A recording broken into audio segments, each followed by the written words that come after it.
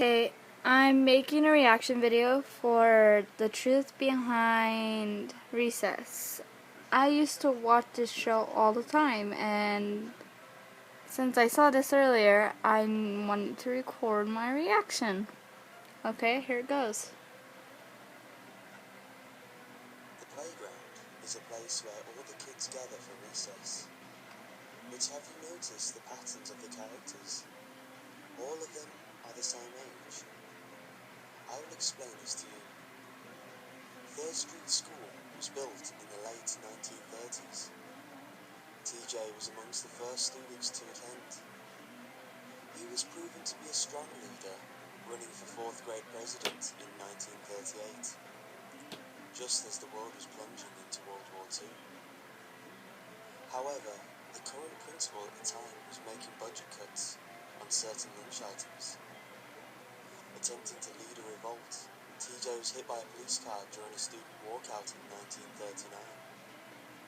TJ's spirit still lives on through the playground, teaching kids how to stand up for their rights. Mikey soon transferred to the school after TJ's death, starting 1st grade in the 1939 to 1940 school year. Mikey was always hungry, demanding food. However, he was a kind and gentle person, causing no harm to students around him. In 1941, he was diagnosed with diabetes type 1. Feeling depressed, he ate an insane amount of chocolate bars to cope with his disease. He went into a diabetic coma in 1942 and died later that year of a heart attack at the age of 9. Mikey still walks in the playground, fat as ever and hungry as ever.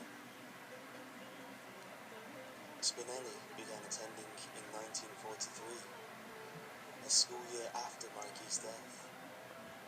Always trying to act the tough one, Spinelli would converse with the ghosts of TJ and Mikey and share with them her experiences. Spinelli died in a fight in 1946 during the second repeat of the 4th grade year. She now hangs with the rest of the gang, acting as the group's bodyguard. Randall started the 3rd Street School in 1954. Dreams of being a reporter, he often worked as the snoop of the school principal and King Bob. Despised by the gang, especially Spinelli, Randall one day caught a random bystander beating up a tiny 2nd grader in 1956 and told the principal, a different one than the one from the 40s. Furious, the bystander killed Randall with a gun in his house a few nights later. He was struck in the head and instantly killed. Randall is still known as the 3rd Street's best snitch. Gus began the school in 1961. He was often quiet and kept to himself. He conversed with TJ, Spinelli and Mikey a lot, as the ghosts were his only friends. He was often the target of the playground bullies. One fateful night in 1963, Gus was walking home from school, in tears and covered in dirt and blood. He was beaten up by the neighborhood bullies the previous day, and his parents forgot to pick him up. Gus collapsed on the sidewalk in front of his house as he was turning to walk towards the door. He died on New Year's Day, 1964. Gus is viewed as the nerdy kid of the group, often keeping to himself and avoiding to get dirty. When the Tylers began school in 1968, the Ashleys were already in school, living the dream as the top-notch 4th graders. Both groups were often despised by the rest of the kids in the playground.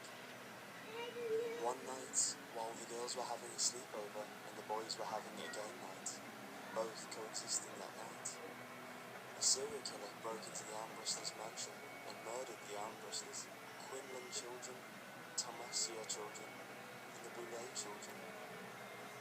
The killer was captured by police in early 1969. The Ashleys and the Tylers still roam the playground, acting like the big people on campus. Gretchen came to the 3rd Street School in 1972. She was shown as the intelligent one of the group, winning the Science Award every year until Becky Benson stole her project in 1975. Gretchen went home that day on a mad rampage, and in her anger, she committed suicide by gunshot to the head. She's still more intelligent of the ghosts in the group, and is even willing to tutor her friends when the time calls for it. Diggers Sam and Dave attended 3rd Street School a while after Gretchen's death, beginning in 1978. Both boys were always interested in digging. In the summer of 1981, they were caved in while exploring an old coal mine. They never got out, and died 2 weeks after being trapped. They dig near the school playground, afraid that digging outside the school grounds will cause them to lose their lives in the afterlife. Vince, who was the last to join the gang, attended the school in 1998, just as the crazy 80s was coming to a close. Vince worked on his basketball career, often dreaming of making the NBA, inspired by famous NBA stars of that time. One day, in 1992, he tripped and broke his leg, and was told he wouldn't be able to play basketball anymore. Devastated by this, Vince attempted to take his own life in 1993. As a result, he was sent to an insane asylum, where he died in 1996. Vince plays a wide variety of sports in the afterlife, as the protagonist gang of the ghosts was finally complete upon Vince's death. King Bob is known as the King of the Playground. After winning class president of the 4th grade in 2001, King Bob was always a fair ruler. After going crazy with power, the 4th grade body led to a coup. King Bob was not allowed to run for president during 2002 and 2003 school year.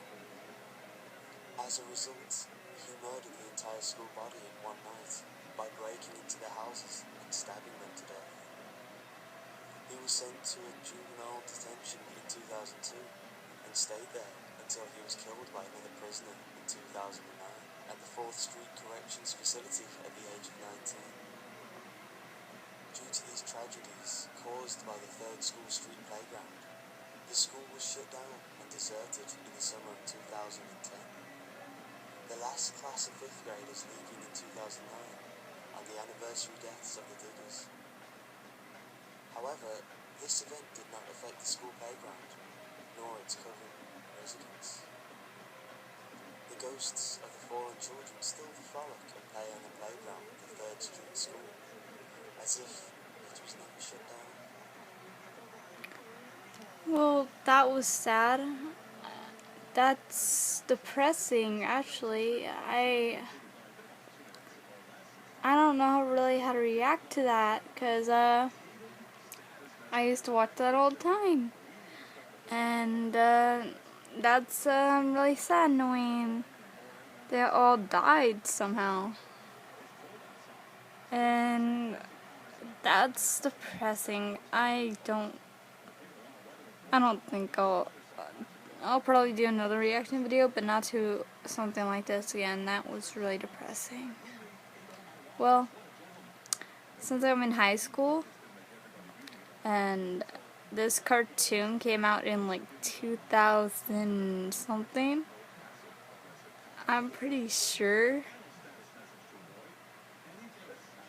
this is really creepy, because 2002, Bob killed all those people. I'm pretty sure that's when the show came out. I'm really not sure. But knowing Randall was killed too, that's terrifying. Okay, well, sorry, I'm talking so much. Well, I'll make another video. Talk to you guys later.